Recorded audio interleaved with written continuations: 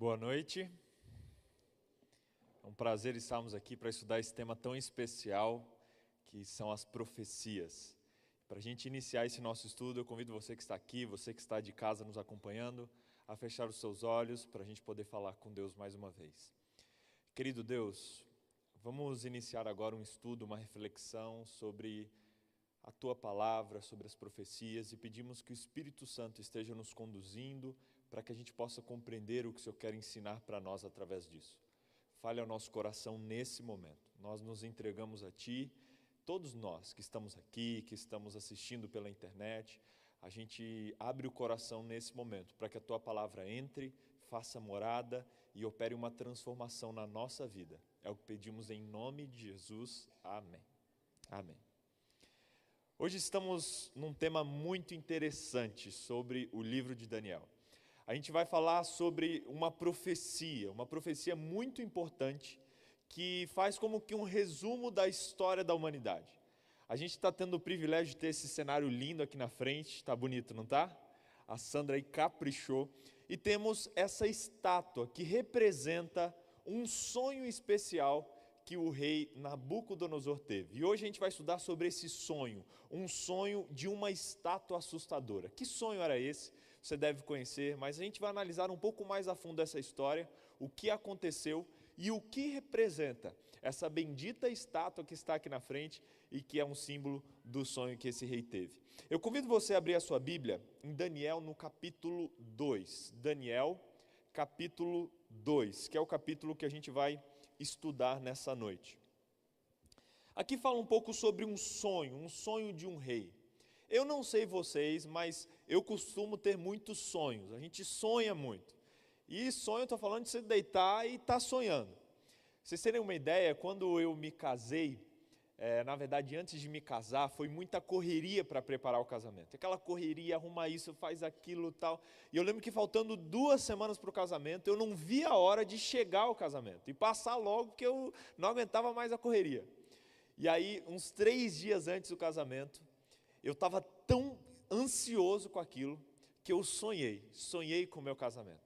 Só que eu sonhei, não foi um sonho normal, sonhei que eu estava entrando, a decoração linda, e presente no meu casamento, narrando o meu casamento, estava Galvão Bueno.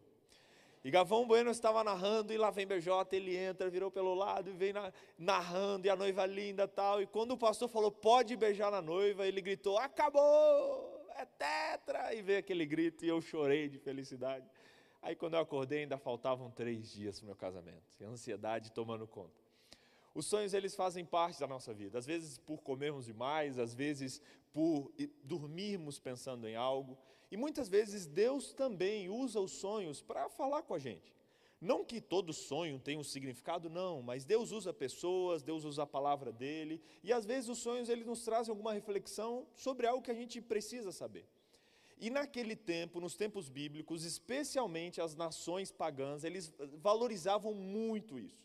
E Deus se valeu desse recurso, o recurso dos sonhos, para poder trazer mensagens para esses reis e para essas nações. E foi mais ou menos isso que aconteceu aqui com esse rei Nabucodonosor. Abre aí sua Bíblia, você já deve ter aberto, Daniel capítulo 2, no verso 1, a gente vê o seguinte. No 2º ano do seu reinado, Nabucodonosor teve uns sonhos que o deixaram perturbado e sem poder dormir. A Bíblia diz que ele teve um sonho e acordou incomodado com esse sonho. Só que algo curioso aconteceu no verso 2. E então o rei mandou chamar os magos, encantadores, feiticeiros e caldeus para que lhe dissessem o que ele havia sonhado. E eles vieram se apresentar diante do rei. Aqui a gente vê um rei, Nabucodonosor, no 2º ano do seu reinado. E esse rei Nabucodonosor, ele era uma pessoa muito imponente, uma pessoa como que um rei dos Estados Unidos dos dias de hoje. Babilônia estava ali no auge do seu império. E esse rei, ele era como que uma figura divina para aqueles homens que ele estava. E a Bíblia diz que, em outros momentos, ela dá algumas características que esse rei tinha. E ela fala que ele era um rei muito mau, um rei tirano e um rei bem autoritário. E aí esse rei autoritário, ele teve um sonho, só que ele não se lembrava desse sonho. E aqui no verso 2 diz que ele acordou perturbado e fez o que aqueles reis faziam, que era chamar os seus conselheiros, e nesse caso ele chamou os magos, feiticeiros, caldeus, chamou todo mundo que ele podia chamar. E chegando esses magos, ele disse aqui no verso 3, acompanhe na sua Bíblia: tive um sonho e fiquei perturbado, querendo saber que sonho foi esse, diz assim na minha versão. Verso 4, os caldeus disseram ao rei em aramaico, que o rei vive eternamente. Conte o sonho a esses seus servos e daremos a interpretação. Verso 5, mas o rei respondeu aos caldeus, uma coisa é certa, se não me contarem o sonho e a sua interpretação, vocês serão despedaçados, e as casas de vocês serão reduzidas a ruínas. Mas se me contarem o sonho e a sua interpretação, vocês receberão de mim dádivas, prêmios e grandes honras. Portanto, contem-me o sonho e a sua interpretação. Verso 7, os caldeus responderam pela segunda vez, que o rei conte o sonho a estes seus servos, e nós lhe daremos a interpretação. E o rei respondeu, bem percebo que vocês estão querendo ganhar tempo, porque sabem que o que eu disse está resolvido. Se não me contarem o sonho, todos vocês receberão a mesma sentença. E ele continua falando sobre isso com os caldeus. Sabe, o rei ele não se lembrava do sonho. E ele chamou os caldeus para poder falar e para poder perguntar qual era o sonho e qual era o símbolo, o que aquele sonho representava. E a gente vê que eles ficaram ali meio confusos, a gente vê eles como que puxando sardinha para o rei, que o rei vive eternamente, cheio de ladainha. O rei falou, não quero saber disso, quero saber do meu sonho. Eles, não, rei, pode contar e tal. Ele falou, eu sei que vocês estão querendo é ganhar tempo. Se vocês não me contarem, vocês vão morrer, mas se vocês contarem, vocês vão ser os homens mais ricos aqui do império. A gente imagina, a situação deles ali, vida ou morte, literalmente. E aí diz que, no verso 10, eles disseram, olha, nenhum mortal sobre a face da terra há que possa fazer o que o rei exige. Nenhum mortal. Sabe, irmãos, aqui a gente já chega numa reflexão. Deus muitas vezes ele usa coisas loucas desse mundo, coisas impossíveis aos olhos desse mundo, coisas que nenhum mortal pode fazer, para que o seu poder seja manifestado e seja visto e provado na humanidade. Aqui nesse momento chegou uma limitação dos homens, onde os homens mais sábios que existiam naquele tempo não conseguiam dar uma resposta, e essa fala deles ela é muito importante para o capítulo inteiro, porque eles falam, olha, nenhum mortal pode fazer isso. E sabe, existem situações na nossa vida em que a gente chega em que nenhum mortal consegue resolver, problemas que nenhum mortal consegue solucionar, e parece que Deus permite às vezes algumas perguntas, algumas situações que mortal nenhum consegue dar uma solução. E o curioso é que nesses momentos onde a gente se sente confuso como esses sábios, a gente não precisa ficar dando rodeios, não precisa ficar puxando sardinha, não precisa ficar preocupado. Porque quando nenhum homem pode resolver, aí sim o espaço está aberto para que Deus resolva e opere um milagre na nossa vida. Amém? Os magos, eles não entendiam isso.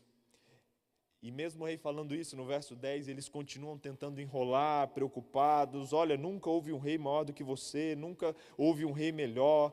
E ele no verso 11 diz, mas o que você diz é muito difícil, não há ninguém que possa fazer isso, a não ser os deuses, e esses não moram entre os mortais.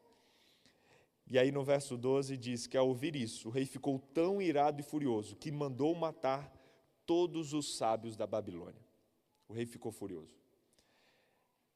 A gente vê um pouquinho de como as pessoas ficam quando estão longe de Deus, Eu fico imaginando a figura desse rei, perturbado, incomodado, impulsivo.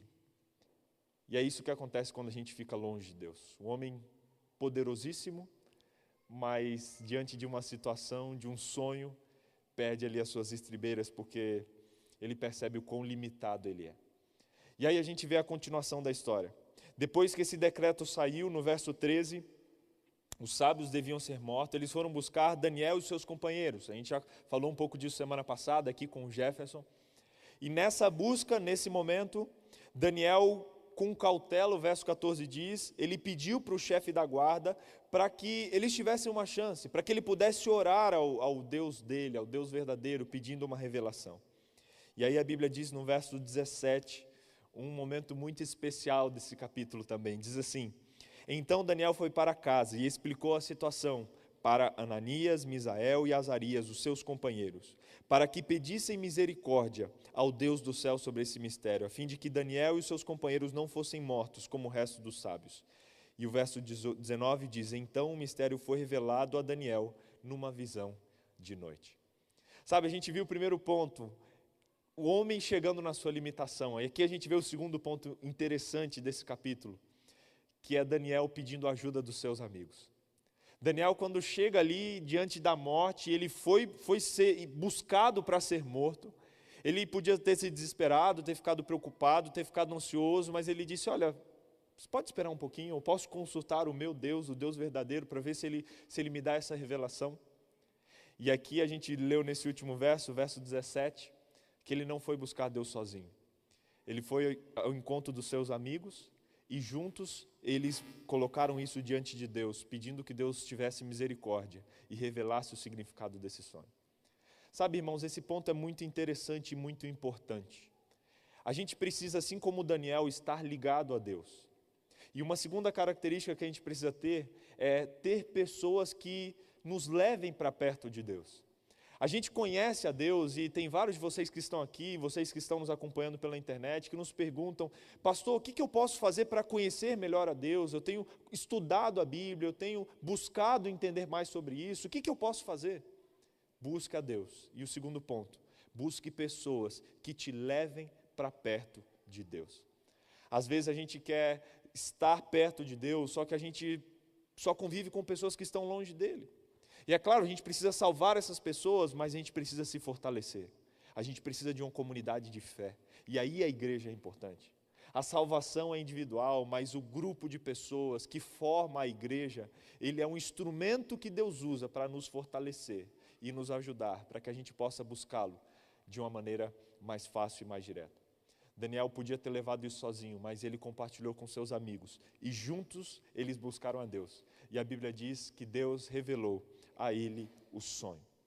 Ok, dada essa introdução, dada essa reflexão, a gente chega no bendito sonho que Daniel teve. Pastor, que sonho foi esse? O que aconteceu com ele? Qual foi o sonho que o rei teve? Qual foi o sonho que foi revelado para ele? A gente vê aqui no verso 20. Ele disse assim: Daniel bendisse a Deus, aqui diz a oração que ele faz. E na verdade, verso 24, Daniel foi falar com Arioque, a quem o rei tinha encarregado de exterminar os sábios. Daniel entrou e lhe disse: não mate os sábios, leve-me à presença do rei e revelarei a interpretação. Verso 25,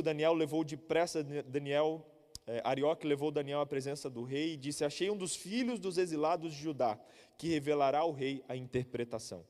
O rei perguntou a Daniel, cujo nome era Belsazzar: você é capaz de me contar o que vi no seu sonho e qual é a sua interpretação? E Daniel respondeu na presença do rei: o mistério que o rei exige, nem os magos nem os encantadores o podem revelar. Mas há um Deus no céu que revela mistérios, pois me fez saber ao rei o que vai acontecer nos últimos dias. Os sonhos e as visões que o Senhor teve quando estava em sua cama são esses. E ele começa a revelar. Sabe, irmãos, aqui chegamos num terceiro ponto, muito importante. Daniel recebeu a revelação de presente.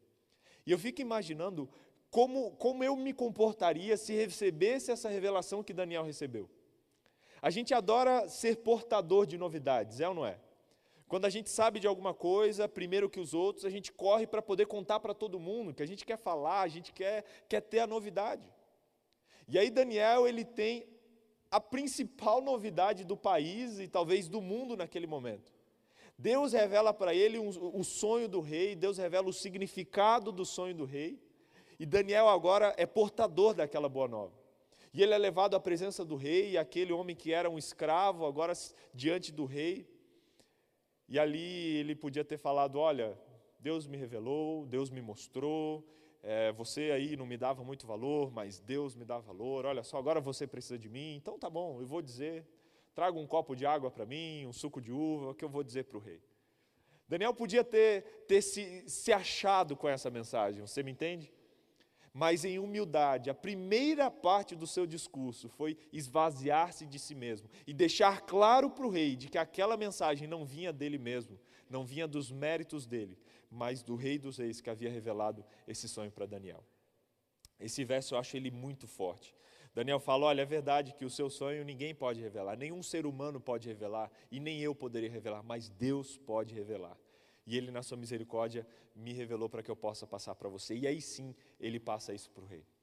Sabe, irmão, será que a gente tem vivido em humildade diante de Deus?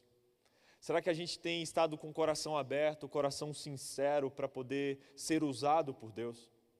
Muitas vezes nós limitamos a ação de Deus na nossa vida pela falta de humildade. Eu imagino Deus nos céus cheio de bênçãos, cheio de coisas especiais para nós e para abençoar outras pessoas através de nós, mas que muitas vezes não chegam no nosso colo, porque Deus sabe que a gente não vai reconhecer que aquilo veio dele. E aí essa bênção se tornará uma maldição para nós, e Deus não quer isso, e muitas vezes nós limitamos o agir de Deus pela nossa falta de humildade e de reconhecimento, de que sem Deus nós não somos nada. Um dos maiores segredos de Daniel era esse aqui, a humildade. E diante do rei, tendo todo o motivo do mundo para se exaltar, ele se humilhou e falou, olha rei, eu vou falar um negócio aqui, mas não é de mim. Isso aqui vem de Deus. Está claro? Está entendido? Então ok, agora eu vou contar o sonho. E aí Daniel conta o sonho, que é a profecia e é o foco do nosso estudo. O sonho, eu queria ler com você para a gente não perder nenhum detalhe desse sonho. Diz assim, verso 29. Quando o Senhor, ó rei, estava na sua cama, surgiram em sua mente pensamentos a respeito do que vai acontecer no futuro. Deus que revela mistérios revelou ao Senhor o que vai acontecer. Quanto a mim, esse mistério me foi revelado, não porque existe em mim sabedoria mais do que os outros homens, mas para que a interpretação fosse revelada ao rei e para que ele entenda o que passou na sua mente. Olha só, olha a nobreza de Daniel. Eu não sou melhor do que os outros, mas o objetivo de ter passado por mim é para chegar em você essa mensagem. Em verso 31, o Senhor estava olhando e viu uma grande estátua. Esta era imensa e de extraordinário esplendor. Ela estava em pé, bem na sua frente. E a aparência dela era terrível. A cabeça era de ouro puro, o peito e os braços eram de prata, o ventre e os quadris eram de bronze, as pernas eram de ferro e os pés eram parte de ferro e parte de barro. Enquanto o Senhor estava olhando, uma pedra foi cortada sem auxílio de mãos humanas e atingiu a estátua nos pés de ferro e de barro e os despedaçou. O ferro, o barro, o bronze, a prata e o ouro foram despedaçados no mesmo instante e se fizeram como a palha das eiras no verão. O vento os levou e deles não se viu mais nenhum vestígio. Mas a pedra que atingiu a estátua se tornou uma grande montanha que encheu toda a terra. Olha que sonho.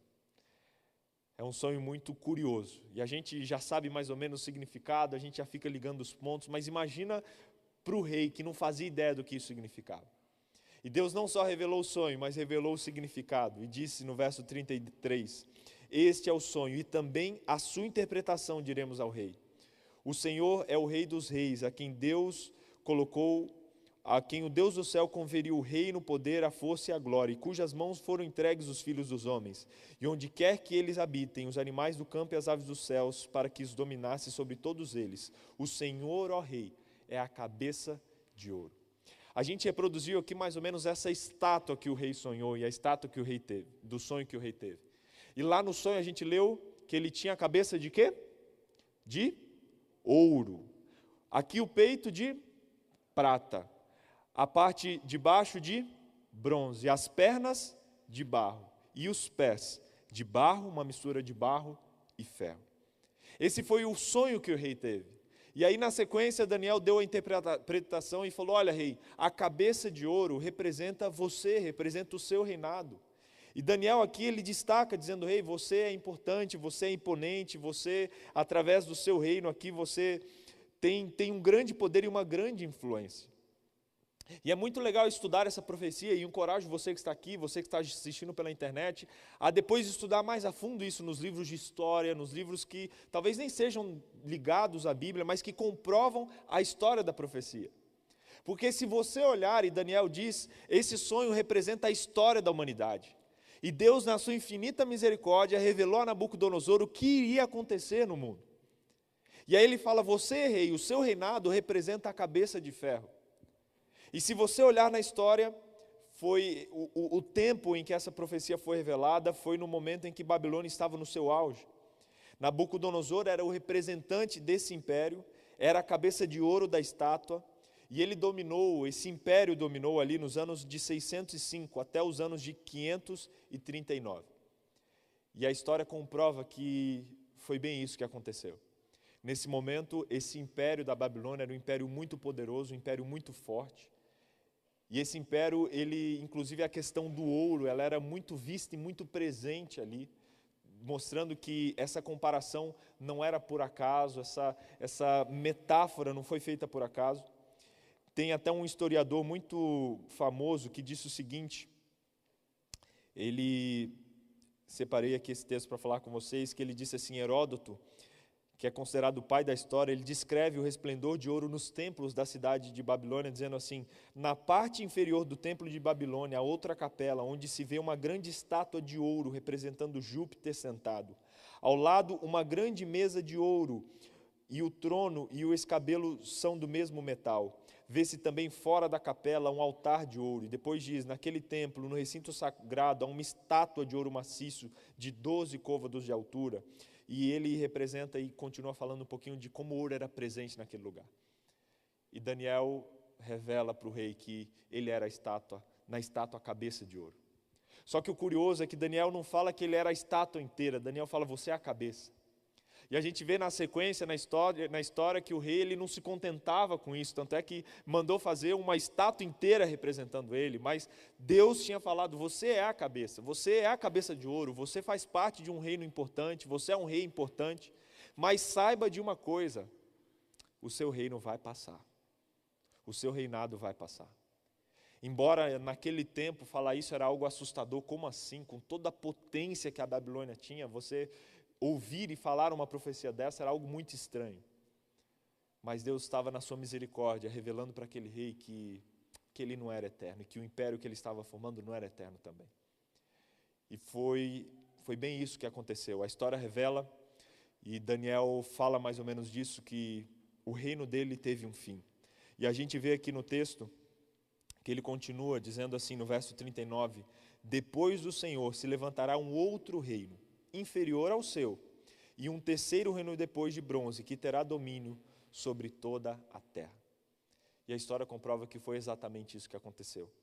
Lá no ano 539 a.C., o Império Babilônio é invadido por Ciro. E Ciro ele repatriou ali os povos e restaurou o templo e os santuários religiosos pela Mesopotâmia e outros lugares ali daquela região. E o império, nomeado de Medo-Pérsia, começou e se tornou a potência mundial naquele momento, e que é representado na estátua pelo peito e pelos braços de prata. Aquele reinado que parecia que nunca ia ter fim, teve um ponto final. E essa história que a Bíblia conta, durante muito tempo, ela foi questionada pelos historiadores que diziam, não, mas isso aí não aconteceu, não, será que isso é real, isso é fábula da Bíblia? Até que eles encontraram um achado que inclusive está lá no Museu Britânico, que é o cilindro de Ciro. Deixa eu colocar aqui uma foto dele, para vocês verem. Passa aqui mais um. Aí, cilindro de Ciro. Esse cilindro, eu vi ele, um amigo meu que estuda arqueologia, me contou um pouquinho sobre ele. Esse cilindro, ele comprovou esse momento da história. Nesse cilindro, que hoje está no Museu Britânico, encontrado ali no ano de 1879, esse cilindro ele é datado do século 6 a.C., exatamente daquela época.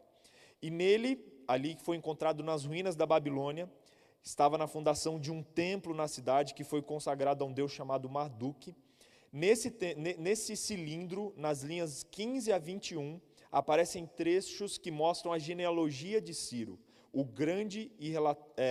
Ciro Grande, e relata a captura que ele teve, que ele fez na Babilônia no ano 539 a.C. E nesse cilindro também é revelado a queda de Nabucodonosor, e ali exaltados os esforços de Ciro para depois repatriar os povos e tentar reorganizar ali o império.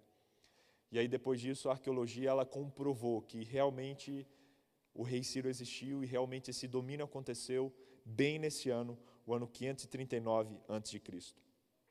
E esse reinado se iniciou, o reinado da Medo-Pérsia, onde ele não era tão poderoso como a Babilônia, assim como foi profetizado, mas ele foi um reino muito, muito imponente. Só que assim como a gente viu aqui no verso 39, esse reino também teria um fim. E depois desse segundo domínio, viria um terceiro domínio, representado pelo bronze. E aqui é dito no verso 40, que depois desse terceiro reino viria um quarto reino, e depois um quinto que será representado pelos pés de barro e ferro. Sabe, esse terceiro reino, os livros de história mostram também um pouquinho algumas características que esse reino tinha. Depois de, no ano 539, a Medo-Pérsia assumir o domínio mundial, ela ficou ali mais ou menos uns quase 300 anos, até o ano 331 a.C. E nesse ano, um novo império entrou em cena, o Império da Grécia. E ali, através de Alexandre o Grande, que saiu conquistando todos os lugares para onde ele passava, depois de 3 batalhas ali muito duras, ele conseguiu vencer esse império medo-persa, e ali oficialmente se instaurou a Grécia como a grande potência mundial. E isso durou mais ou menos ali até um pouco antes do nascimento de Jesus, o ano 168 a.C. Depois desse terceiro reinado, o reinado da Grécia, veio o quarto reinado, o reinado de Roma. E Roma começou ali, dominou em 168 a.C., que foi o quarto reino mundial, e ele representa as pernas de ferro e a parte de ferro que vai estar nos pés também. E Roma, depois de entrar e dominar, e o domínio dela foi muito longo, mais ou menos ali do ano 168 a.C. até o ano 476 depois de Cristo, até que se você ler a história de Jesus, você vai perceber que o grande império que dominava tudo ali era o Império Romano. Jesus foi sacrificado ali por soldados romanos, e a gente vê toda essa história porque Jesus entrou nessa parte da história, nesse momento da história, nesse quarto reino do sonho de Nabucodonosor. E esse império de Roma só foi terminado ali no ano 476 depois de Cristo, quando ele perdeu força com as divisões ali tribais que haviam na Europa, e aí o reino foi dividido e eles permanecem até hoje. Hoje a Europa, você vê que até hoje esses povos da antiguidade se tornaram países e eles tentam se unir, eles tentam, estar juntos, mas essa união nunca acontece de verdade. Assim como barro e ferro não podem se unir, a profecia disse que esses últimos reinos tentariam permanecer unidos, mas isso nunca seria possível. E a história comprova isso, e ela mostra que isso realmente aconteceu. E aí no verso 41, comprovando esse último momento, diz: quanto aos pés e aos dedos dos pés, eram em partes de barro, de oleiro, e em parte de ferro. Isso significa que esse será um reino dividido. Contudo, haverá nele alguma coisa de firmeza de ferro, porque o Senhor viu o ferro misturado com o barro. Como os dedos dos pés eram parte de ferro e parte de barro, assim por um lado o reino será forte, e por outro será frágil. Quanto ao ferro misturado com o barro que o Senhor viu, isso significa que procurarão se misturar por meio de casamentos, mas não se ligarão um ao outro, assim como o ferro não se mistura com o barro. E aí depois continua o restinho da profecia. Sabe, você pode ver aqueles filmes do Netflix, históricos, isso é muito, muito visível. Muitos filmes foram feitos sobre isso, livros escritos sobre esse momento da história, onde os impérios reinam, onde eles tentam se unir com casamento, só que no fim das contas essa união nunca é verdadeira e nunca foi, nunca é e nunca vai ser eterna, porque a profecia dizia que isso ia acontecer, e é realmente isso que está acontecendo. Sabe, irmãos, essa estátua ela representa a história do mundo, ela representa os reinos do nosso mundo. E isso não é nenhuma fábula, isso é realidade. Se você olhar e se atentar ao fato de que isso foi escrito mais de 600 anos antes de Jesus nascer, mais ou menos 2.600 anos atrás escrito, mais ou menos essa história, e a gente vê que ela aconteceu realmente assim, isso com certeza firma a nossa fé e nos dá ali a confirmação de que a palavra de Deus é verdadeira e de que o nosso Deus é misericordioso, porque Ele revela as suas verdades para nós. A história não acabou ali. E depois desse momento, depois de Deus revelar o sonho para Daniel e de mostrar essa parte do sonho, Daniel revelou que o sonho não tinha acabado. Depois de mostrar a história do mundo e falar, olha, você é isso, vai vir aquilo, e depois os pés que vão tentar se juntar, mas essa é a história da humanidade, vai acontecer algo sobrenatural. Vai acontecer um evento, um momento muito especial. E ele descreve aqui, eu peço para você ler na sua Bíblia, que esse é o foco e o ápice desse capítulo. Diz assim, no verso 44, mas nos dias desses reis, o Deus dos céus levantará um reino que jamais será destruído e que não passará a outro povo. Esse reino despedaçará e consumirá todos esses reinos, mas ele mesmo subsistirá para sempre. Assim como o rei viu que no monte foi cortada uma pedra sem auxílio de mãos humanas, e ela despedaçou o ferro, o bronze, o barro, a prata e o ouro, o grande Deus revelou ao rei o que vai acontecer no futuro. Certo é o sonho e fiel é a sua interpretação. Sabe, irmãos, a história do mundo não vai acabar aqui. Deus ele revelou isso aqui só para dar uma ideia para a gente do que vai acontecer, e do que aconteceu, e a gente viveu isso, e a gente vive esse momento aqui embaixo. Mas Daniel revelou, e Nabucodonosor viu no sonho dele, que uma pedra foi lançada do céu. E essa pedra despedaçou toda a estátua, todas as partes da estátua. E essa pedra se tornou uma montanha e dominou toda a terra. E depois, essa pedra instaurou um reino que nunca mais passou. Deus estava dizendo ali, através de Daniel para Nabucodonosor, que o reino dele ia passar e todos os outros passariam também. Mas um dia viria um reino do céu, que seria estabelecido não por mãos humanas. Olha esse detalhe do texto. Essa pedra não foi lançada por mãos humanas, veio de uma maneira sobrenatural, derrubou todos os outros reinos e se estabeleceu. E se tornou um reino que dali em diante se tornou eterno. Sabe, irmãos, Deus estava querendo dizer e, na verdade, mostrar para Nabucodonosor de que o reinado dele teria um limite, mas mais do que isso, e mais do que satisfazer uma curiosidade dele, ou talvez até nossa nos dias de hoje, Deus queria mostrar que o reino dele é muito maior do que qualquer outro reino que já esteve sobre essa terra. E Deus estava dando através desse sonho uma palavra de esperança para a gente. Esperança de que a nossa história não acaba aqui. De que a gente não é só um pedaço de tempo e não vive só num pedaço de tempo. Mas de que logo, logo se estabelecerá um reino nesse mundo.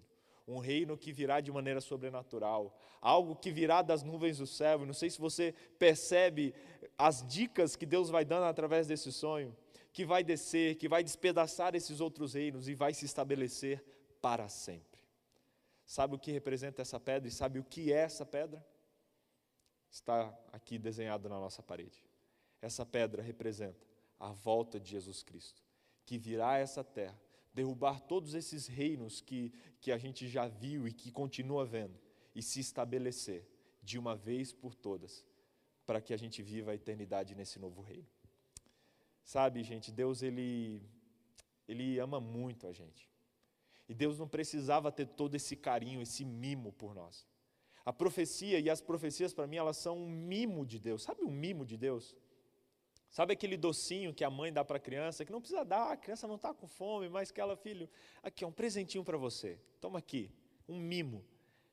São as profecias para nós, porque só a palavra de Deus já era o bastante, só Deus fala, olha, eu sou Deus e ponto final, acredita em mim, vem, se não acredita, então você vai se perder.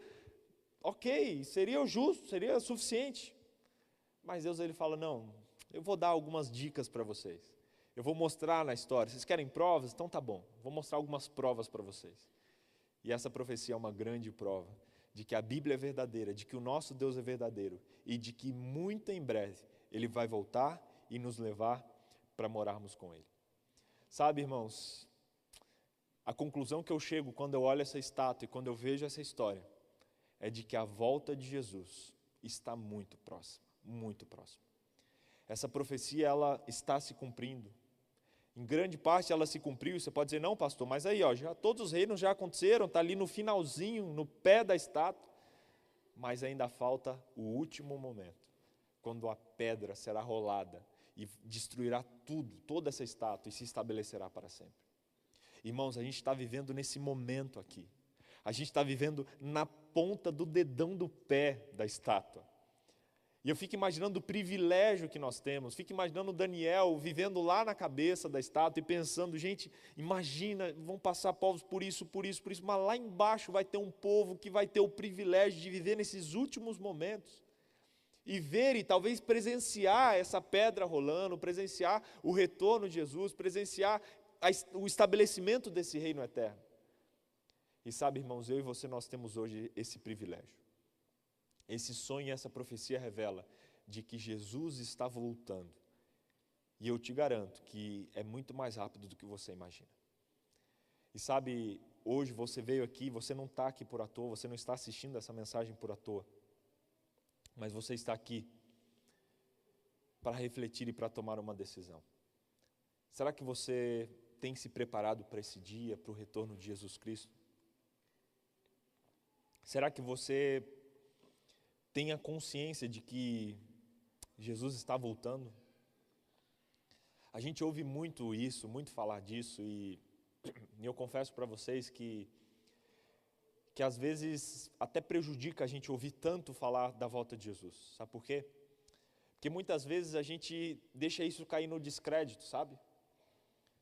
A minha bisavó, ela acreditava que Jesus ia voltar. A minha avó acreditava que Jesus ia voltar.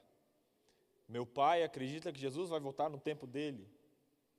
Eu acredito que Jesus vai voltar no meu tempo. Só que aí a gente olha a história e eu vejo que a minha bisa morreu sem ver Jesus voltar. A minha avó morreu sem ver Jesus voltar. E eu pergunto, será que meu pai vai morrer e Jesus não vai ter voltado? Será que eu vou morrer e Jesus não vai ter voltado? E aí eu começo a ficar em parafuso. E às vezes a gente se pergunta essas coisas e a gente fica, né, será que eu estou nessa também? Será que vai acontecer mesmo? Será que é isso? E às vezes a gente se chacoalha e ouve, né, alguns alardes, não aconteceu aquilo, não, vai voltar. E aí não acontece, você, não é bem assim, a gente fica nesse vai, não vai. Mas sabe, irmãos, nessa noite eu quero dizer para você que em breve Jesus vai voltar. Tão certo como esses reinos já viveram, já morreram, já passaram, a Bíblia diz que uma pedra virá, um reino virá, Jesus vai voltar. E sabe, isso não é fábula, isso é realidade. Breve Jesus vai voltar. Só que eu quero deixar esse recadinho para você do que é esse breve, para que a gente, sabe, não caia no perigo de achar que o breve é um breve que talvez não seja tão breve assim. A gente fica esperando esse breve, mas, na verdade, não é o tempo que importa, é o evento. Sabe, tem uma pedra, e algumas pedras, eu não consegui trazer uma foto delas, mas na Bolívia, por exemplo, tem uma dessas pedras, você pode pesquisar na internet. Pedras que estão suspensas por apenas uma pequena parte ali na sua base. Não sei se você já viu alguma foto dessas pedras. São pedras que ficam às vezes no alto de montanhas, e elas são gigantes, só que elas se afinam e ficam suspensas, fixas na terra ou em outras pedras por apenas uma pequena superfície.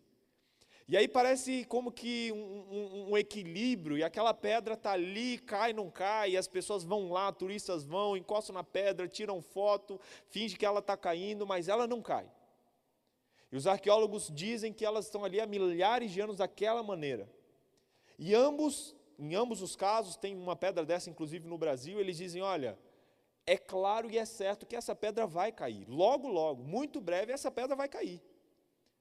E esse breve pode ser amanhã, ou pode demorar talvez mais centenas de anos. Mas fato é, essa pedra vai cair. Breve essa pedra vai cair. Logo, logo essa pedra vai cair. E é na questão mais qualitativa do que quantitativa. Quando Jesus fala que ele vai voltar em breve, eu vejo mais ou menos o que acontece com essas pedras. Ele pode voltar talvez amanhã, ele pode demorar talvez mais alguns anos, mas, na verdade, não importa o tempo, e o que importa é que isso vai acontecer. Às vezes a gente se foca demais no período, sabe? Em quando isso vai acontecer, e se esquece de que o objetivo central é a volta dele, é o evento e não o momento, e de que eu preciso estar pronto a todo momento. Sabe por que a gente, às vezes, fica tão preocupado com o tempo? Porque a gente talvez não está esperando a Deus e o seu retorno pelo motivo correto. Eu não sei se você já viu aquelas histórias, e quando era criança eu pensava muito nisso. Pessoas que às vezes saíam da igreja e faziam, aprontavam e tal, e voltavam ali no finzinho da vida e se entregavam a Jesus. E eu via testemunhos como esse. E eu pensava comigo ali, né, na cabecinha de adolescente, esse rapaz aí foi esperto, hein? Curtiu a vida, aproveitou e depois voltou e tal, e vai para o céu. Curtiu o melhor dos dois lados ali. E eu ficava pensando, imagina se a gente soubesse que Jesus ia voltar amanhã. E eu viajava, falava, nossa, ia poder aproveitar, curtir, já pensou em entrar nas lojas, pegar o que eu quisesse. Pode me prender, amanhã Jesus volta, amanhã acaba tudo, eu faço uma oração e vou para o céu. Olha o nosso pensamento, olha a nossa cabeça. Mas muitas vezes a gente pensa isso indiretamente. E a gente pensa que, não, eu tenho que estar preparado, porque vai que Jesus volta e eu estou fazendo uma coisa errada, vai que é amanhã e acontece um negócio lá, a gente vê na televisão, opa, deixa eu arrumar minha vida. E aí isso revela que a gente está esperando Jesus pelo motivo errado. Isso revela que talvez a gente esteja tão envolvido com as coisas desse reino atual que a gente não está percebendo e não está se preparando para o reino e para a pedra que vai vir e que vai derrubar tudo isso. Sabe, irmãos, a gente não espera Jesus por medo, a gente não espera porque talvez Ele volte amanhã e me pegue de surpresa, a gente não espera porque eu não quero perder a recompensa do céu, a gente espera por amor. E na semana de oração que a gente teve, o Rodrigo ele fez uma pergunta que me deixou com a pulguinha atrás da orelha. Será que se Jesus não estivesse no céu, eu ainda assim ia querer ir para lá? Será que se Jesus não estivesse no céu, se tivesse tudo lá, tivesse quem te sonha, as ruas de ouro, tivesse os lagos de cristal, tivesse a vida eterna, você quase ia voando para todo lado, tudo que a gente sonha, mas Jesus não estivesse, será que você ia querer estar lá do mesmo jeito? Refletir sobre isso revelou para mim um pouquinho da intenção que eu tenho de estar no céu. E eu confesso para vocês que muitas vezes eu me pego querendo mais estar no céu para viver num lugar sem problema, num lugar maravilhoso, do que para querer estar na presença do meu Salvador. E é por isso que é tão importante hoje você tomar a decisão de desenvolver um relacionamento com Jesus. De, sabe, amar Jesus, conhecer Jesus. Ele que é essa pedra que vai ser rolada e que vai descer e vai estabelecer um reino eterno. Para que a gente não fique esperando Ele por medo, não fique esperando Ele por anseio de privilégios, mas que a gente o espere por amor, por saudade e por não aguentar mais estar longe dEle. Sabe, irmãos, na minha infância eu morei num lugar muito gostoso, era um condomínio, onde a nossa casa foi a segunda casa daquele condomínio. Era bem afastado ali em Brasília, no alto de um morro. E eu me lembro como hoje, condomínio Lago Azul. Morei mais ou menos uns 9 a 10 anos naquele condomínio. Eu me lembro que a nossa casa ficava no final do condomínio, lá no final do condomínio. Só que da minha casa a gente conseguia ver a portaria do condomínio. E lá na portaria a gente via os carros entrando, e eles subiam lá em cima, davam a volta, desciam e passavam até chegar na nossa casa, que era a última. Meu pai, ele sempre trabalhou com reforma de estofados, ele tinha uma Fiorino, lembra a Fiorino, da Fiat lá, que tinha aquela caçamba, Fiorino branca, nunca me esqueço. E um dos programas preferidos que eu, minha irmã e meu irmão tínhamos, especialmente nas sextas-feiras, era ficar ajoelhados ali, no sofá da sala, um sofá bonito que a gente tinha, encostado no sofá, debruçado na janela, olhando lá para frente, esperando ver o farol do carro branco, da Fiorino branco subindo. Quando a gente viu o farol subindo, eu e minha irmã, a gente já estava com o chinelinho pronto, tudo pronto, e a gente saía correndo igual um tiro pela porta de casa, ia correndo pela rua para tentar encontrar o meu pai no meio do caminho. Porque sempre que a gente encontrava ele, ele falava, sobe aí, subia a gente na caçamba da Fiorino e dava uma volta inteira no condomínio, a gente ali curtindo, segurando, e depois chegava, meu pai brincava com a gente fazia o pôr do sol, comia, e aí começava o dia mais feliz da semana, que era o sábado. Sabe, eu imagino a volta de Jesus como essa experiência que eu tive, como esses momentos que eu vivia. E eu me vejo muitas vezes ali, ajoelhado no sofá, olhando, tentando ver o momento que a Fiorino branco vai passar. E o curioso é que ela passava e ela sumia, ela subia, ia lá para trás, e depois, quando a gente via, ela já tinha voltado, sabe? E quando a gente via o sinal dela subindo, a gente podia não ver ela mais, mas a gente sabia que ele ia chegar. E aí a gente ia correndo ao encontro dele. Sabe, irmãos, os sinais estão se cumprindo. E a gente está estudando nessa série e vai continuar estudando nos próximos domingos sobre esses sinais que estão acontecendo. Sobre esses faróis da Fiorino Branca que mostram que Jesus já está voltando. E esses sinais, assim como as profecias que se cumpriram, mostram que está chegando a hora. E esse momento exige uma decisão nossa de não só ficar ali no sofá, ajoelhado, olhando, esperando, mas de pular e sair correndo para encontrar o nosso Salvador. Será que você tem esse desejo hoje? Será que essa é a sua vontade, de você que está aqui, de dizer para Jesus: Jesus, eu te espero, eu te aguardo, eu quero, sabe, levantar desse sofá e sair correndo ao seu encontro, porque eu não aguento mais de saudade de você. Será que você quer dizer isso para Jesus hoje? Essa é a sua decisão hoje? A gente vai ter uma música especial agora que foi preparada para esse momento. Enquanto essa música vai ser cantada, eu convido você a ir no seu banco, a conversar com Jesus. Você que está aqui, você que está pela internet, abra o seu coração nesse momento, sabe? E conversa mesmo com Jesus, e abre, fala para Ele. Confessa se talvez você está esperando a volta dele pelo motivo errado, fala para ele se talvez você nem está esperando a volta dele, talvez pode falar assim: Jesus, olha, desculpa, mas eu não acredito mais nisso, mas eu quero pedir nessa noite fé, para que eu seja fortalecido nessa crença. Abra o seu coração, mas não perca essa oportunidade que Deus está te dando hoje, de aceitar essa profecia e de se preparar, porque muito em breve essa estátua vai ser destruída e o verdadeiro reino vai se estabelecer para sempre. Enquanto essa música é cantada, eu peço que você, em espírito de oração, coloque o seu nome nesse papel.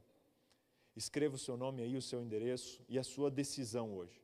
Se você quer aprender mais nas profecias, se você quer entregar a sua vida para Jesus, se você quer se preparar, marca aí um xizinho no que você quer fazer. E eu convido você, enquanto essa música é cantada, a trazer isso aqui à frente e colocar aqui no recipiente que a diaconisa vai estar segurando, elas vão estar segurando. Se alguém talvez não recebeu, pode levantar a sua mão que elas vão entregar a você. Se você, pastor, não quero levantar, mas quero entregar, só levante ali o seu papelzinho que elas vão te encontrar, mas não saia daqui hoje sem aceitar esse apelo, esse convite, de não só esperar, mas de apressar a volta do nosso Senhor Jesus Cristo. Aceite esse apelo enquanto essa música é cantada.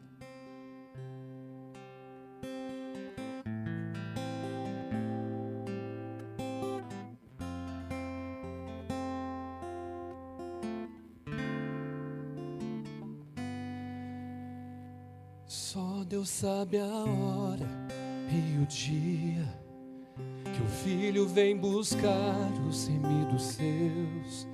Se de repente o tempo dessa canção fossem os minutos que ele concedeu, segundos se passaram, e aí? Qual seria agora a sua reação?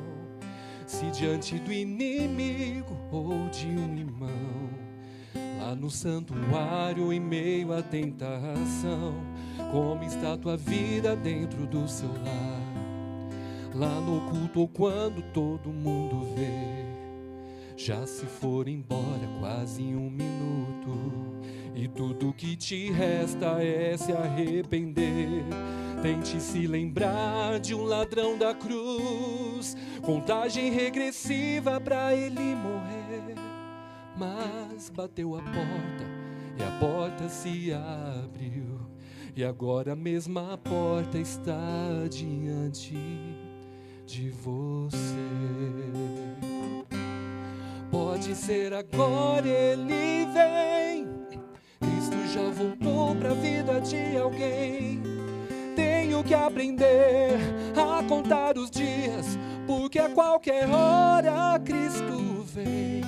Pode ser agora ele vem, Cristo já voltou pra vida de alguém. Temos que aprender a contar os dias, contagem regressiva a qualquer hora ele vem.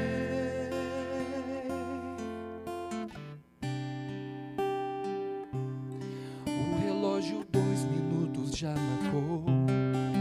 Ligue pra alguém, declare o amor. Vá pedir perdão se você errou. Abrace forte aquele que te machucou. Mesmo que correto seja o seu agir, não conheça Deus apenas de ouvir. Use esse momento pra se aproximar. O tempo está passando, Jesus Cristo vai voltar. Pode ser agora, Ele vem. Cristo já voltou pra vida de alguém. Temos que aprender a contar os dias, porque a qualquer hora Cristo vem. Temos que aprender que Cristo vem.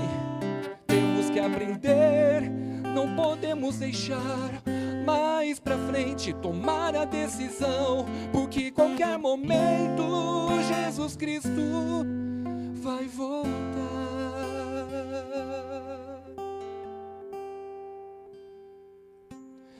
Faltam alguns segundos pra canção parar, mas depois do fim tem que continuar.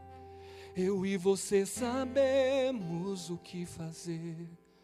Contagem regressiva pra do céu Jesus descer. Amém. Não adie a sua decisão. Assim como a música disse que cada minuto que passa é um minuto a menos para Jesus voltar, e isso é verdade total. Aceite Jesus como seu Salvador hoje e espere a volta dele, não por medo, não por anseio de privilégios, mas pela oportunidade de viver na presença daquele que nos amou tanto a ponto de morrer por nós. Todos esses reis estão só nos livros de histórias, mas o nosso rei, ele vive, ele está no céu, e muito em breve ele vai voltar para nos buscar, para vivermos a eternidade com ele, amém? Não só viver a eternidade, mas viver a eternidade com ele. Sabe, eu encorajo você que talvez ainda não marcou, marque aí no seu papelzinho. E depois dessa oração que eu vou fazer, você pode entregar a sair desse papel, mas não saia daqui sem tomar uma decisão. É apenas um papel, mas que representa hoje a decisão que vai no nosso coração. E é uma atitude prática que a gente quer deixar com você, de você sair daqui dessa igreja hoje, com a certeza de que tomou uma decisão. Feche seus olhos, eu quero orar com você nesse momento. Querido Deus, muito obrigado porque o Senhor, pelo seu carinho maravilhoso, revela essas coisas para nós. A gente te agradece muito por tudo isso. E nessa noite, Pai, a gente quer fazer esse pedido do fundo do nosso coração. Que o Senhor nos transforme, Pai. Que o Senhor coloque o seu amor em nós e que a gente se relacione tanto contigo a ponto de não ver mais a hora de te ver, Pai. Sabemos que a história desse mundo já está quase no fim. A gente está no dedão do pé dessa estátua, Pai. E a gente quer viver esse momento final. Volta logo, querido Deus, volta logo. E coloca um ponto final nessa história. E começa uma história nova na Tua presença, nesse reino eterno. O Senhor viu aqui as pessoas que preencheram esse papelzinho, apenas um símbolo de uma decisão que ocorreu lá no coração. Decisão essa de conhecer mais a Ti, de se entregar a Ti, de passar pela experiência do batismo talvez e de viver a eternidade ao Teu lado. Eu peço que o Senhor esteja fortalecendo essa decisão que foi tomada no coração de cada um que está aqui ou que nos acompanha pela internet. Por favor, querido Deus, receba essas decisões e através do Espírito Santo nos fortaleça para que a gente viva de hoje em diante em espírito e em verdade. Nos entregamos em Tuas mãos. Volta logo, Papai do Céu. A gente não aguenta mais de saudade. É o que a gente pede e agradece em nome e pelo amor do nosso Senhor Jesus Cristo. Amém. Amém. Que Deus te abençoe. Você pode entregar também ali na saída o seu cartãozinho ou deixar aí em cima do banco que a gente vai estar recolhendo também. Uma ótima noite. Nos vemos no próximo domingo na continuação da série.